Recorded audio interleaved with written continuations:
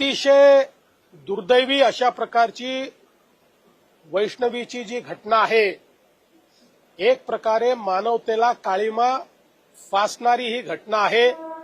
त्यातल्या आरोपींना अटक करण्यात आलेली आहे, पण वैष्णवीचं बाळ हे आपल्याकडे ठेवण्याचा आरोपींचा जो प्रयत्न होता, मी स्वतः सीपी पिंपरी चिंचवड यांना सांगितलं की पोलिसांनी हस्तक्षेप केला पाहिजे आणि बाळ सुखरूप राहिलं पाहिजे। त्या दृष्टीनं पोलिसांनी हस्तक्षेप केलेला आहे आणि हे बाळ वैष्णवीची आई किंवा त्यांच्या घराला ते मिळालेलं आहे। आता ते बाळ वैष्णवीच्या वडिलांकडे म्हणजे आजोबांकडे पोहोचलेलं आहे।